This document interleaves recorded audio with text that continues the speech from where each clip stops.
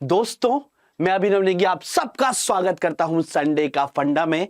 आज मैं ले जाने वाला हूं आपको देहरादून की वादियों में, मसूरी की वादियों में, जहां पे बन रहा है एशिया का सबसे लॉन्गेस्ट एलिवेटेड कॉरिडोर। वो एलिवेशन होगा कुछ 12 किलोमीटर का, ताकि नीचे से वाइल्ड लाइफ जा सके। वो कैसा दिखता है, उसके यूज क्या है, दिल्ली से देहरादून की दूरी कितने समय से कितने समय में हो जाएगी, कितना ड्यूरेशन कम हो जाएगा, वो सारी चीज बताऊंगा। प्लस सिविल इंजीनियरिंग स्पेसिफिकेशन बताऊंगा। लेकिन उससे पहले मेरे को हटाइए कैमरा से और चलते हैं मसूरी की वादियों। दोस्तों, अभी मैं हूँ मसूरी से लगभग 50 किलोमीटर पीछे, और यहाँ पे बन रहा है एक विशाल प्रोजेक्ट जिसका नाम है green corridor expressway from Delhi to Dehradun.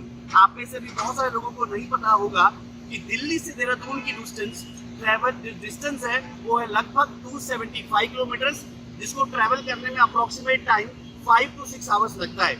लेकिन हमारे माननीय मंत्री नितिन गडकरी सर ने एक प्रोजेक्ट बनाया है, ग्रीन प्रोजेक्ट, जो दिल्ली से लेके देहरादून की दूरी फ्रॉम बागपत एंड सहारनपुर 2 घंटे में तय होगी, और जो डिस्टेंस होगा लगभग 204 किलोमीटर होगा।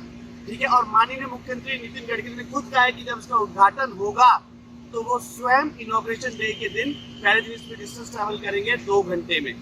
अब ये ग्रीन कॉरिडोर क्यों है?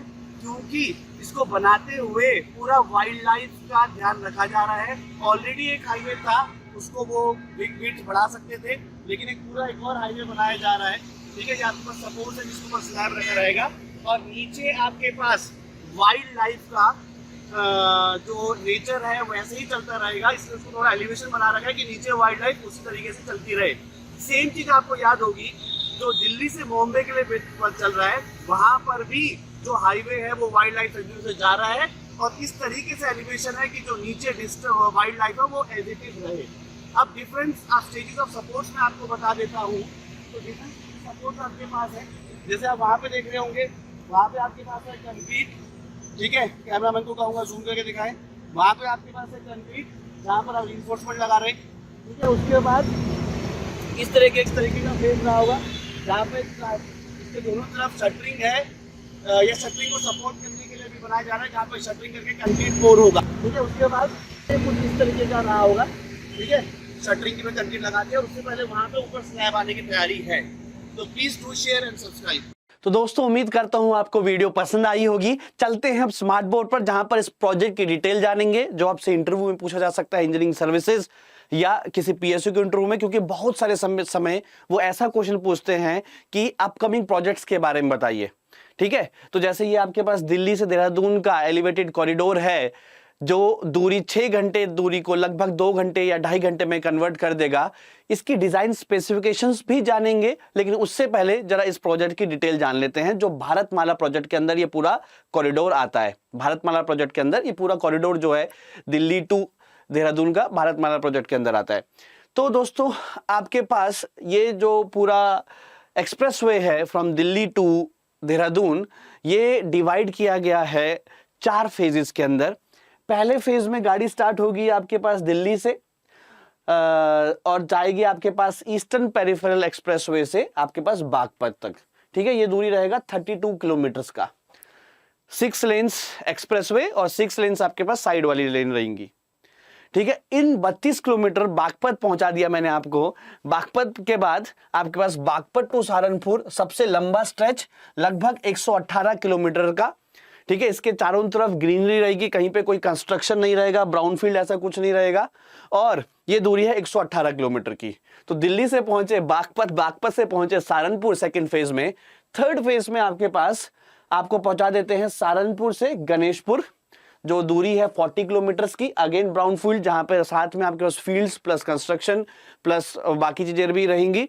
और यहां पर गणेशपुर पहुंचने के बाद आखिरी 19 किलोमीटर्स, जिसमें आपके पास यूपी प्लस उत्तराखंड दोनों ही रहेगा।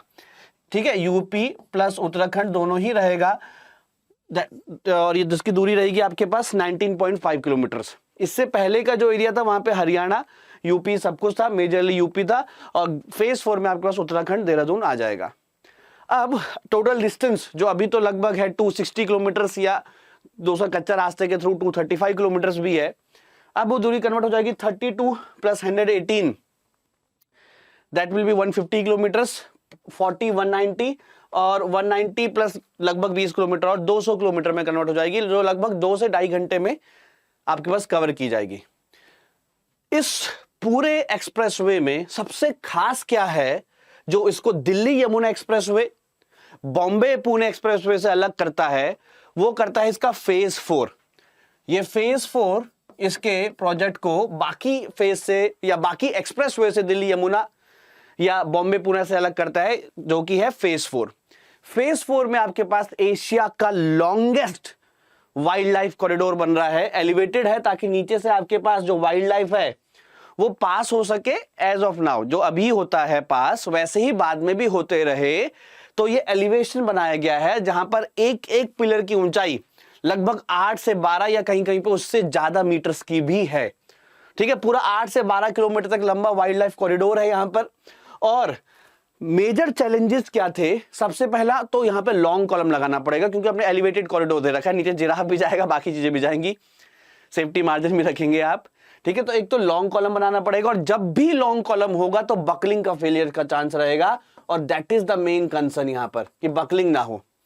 दूसरी चीज, क्योंकि वो उत्तराखंड का वहां पर मेजर पोर्शन है जहां पे पास से आपके पास रिवर्स भी जाती हैं, तो बियरिंग कैपेसिटी फ्लक्चुएट होने के चांसेस है।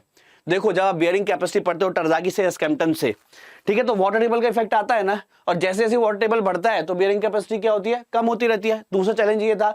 तीसरा, एसेंट्रिसिटी नहीं होना चाहिए। आप जब स्लैब कास्ट करोगे कॉलम के ऊपर तो एकदम सेंटर ऑफ मास के ऊपर होना चाहिए। थोड़ा सा एसेंट्रिक आया तो आपके पास मूवमेंट आएगा, तो उससे वो क्रिपल या फेल हो सकता है। और चौथा पॉइंट है मूविंग लोड्स, जो आपको डिजाइन करना है स्टैटिक लोड पे नहीं, हैवी ट्रक्स उसके ऊपर जाएंगे, एक्सप्रेसवे है, तो मूविंग लोड के करस्पॉन्डिंग आपको वहां पे डिजाइन करना पड़ेगा। ये 4 मेजर चैलेंजेस थे। इसमें सबसे बड़ा चैलेंज है लॉन्ग कॉलम, क्योंकि नाम ही एलिवेटेड कॉरिडोर, एशिया का लॉन्गेस्ट एलिवेटेड कॉरिडोर। तो आपके पास ये एल इफेक्टिव है। जो आपके पास फॉर्मूला होता है यूलर्स का, वो होता है PCR is equal to N square pi square E I minimum upon L effective square. N होता है आपके पास नंबर ऑफ बकलिंग लूप्स। ठीक है, नंबर ऑफ बकलिंग लूप्स आपके पास ज्यादा भी हो सकते हैं दोस्तों। आपके पास सपोज एक ऐसा है, एक ऐसा सपोर्ट है, यहाँ पे सपोर्ट्स है, ऐसा सपोर्ट है, तो दोस्तों नंबर ऑफ बकलिंग लूप्स आपके पास 2 भी हो सकते हैं, ऐसा या वाइस वर्सा। हमारे कोर्स में n इज इक्वल टू 1 होता है, इसलिए आप ये वाला फॉर्मूले को 1 मान लेते हो और इसी फॉर्मूले को आप याद कर लेते हैं। ठीक है, अदरवाइज n ज्यादा भी हो सकते हैं आपके पास। ठीक है, वहां पे एलिवेटेड कॉरिडोर में भी n 1 ही है। तो आपके पास ये मैक्सिमम लोड होना चाहिए था। हैवी लोड्स आएंगे, आपके पास एल इफेक्टिव ज्यादा है, लॉन्ग कॉलम है, पीसीआर होने के चांसेस कम है। इसी वजह से वहां पर जो ई रखा गया है वो हाई कंक्रीट या हाई मिक्स डिजाइन यूज किया गया है, जिसकी ई ज्यादा हो, और उसका क्रॉस सेक्शन भी ऐसा रखा गया है आई मिनिमम कि वो ज्यादा हो। सर्कुलर कॉलम है, इसलिए आई एक्स एक्स और आई वाई वाई दोनों ही सेम रहेंगे। तो वो कॉलम में बकलिंग होने के चांस बहुत ज्यादा थे, क्योंकि लॉन्ग कॉलम है, एलिवेटेड कॉरिडोर है। That is the major challenge apart from bearing capacity and other factors. तो यहां पर उसको ई और आई को उस तरीके से रखा गया है, या हाई ग्रेड ऑफ कंक्रीट या हाई डायमेंशंस वहां पे रखे गए हैं, ताकि ये वैल्यू ज्यादा हो और वो पीसीआर को सेटिस्फाई कर सके। ठीक है, तो जब भी एलिवेटेड कॉरिडोर बनेगा तो major challenge will be this. Okay, apart from other challenges also like bearing capacity in monsoon season, water table will be fluctuating very high in that region. Okay okay, ये आवाज मेरे को नहीं पता था ऐसा होगा, सडनली आया। ओके, प्री प्लान नहीं था। ओके, तो दोस्तों आप और चीजों के लिए और अपडेट्स के लिए आप ज्वाइन कर सकते हैं मेरे को मेरे टेलीग्राम सिविल बाय अभिनव सर पर। उम्मीद करता हूं सेशन आपको पसंद आया होगा। शेयर कर देना और नीचे जरूर कमेंट बॉक्स में बताना कि सेशन कैसा लगा और आपको और किस प्रोजेक्ट के बारे में ऐसे वीडियोस चाहिए। Please do let me know on the comment section. Thank you, all the best, take care.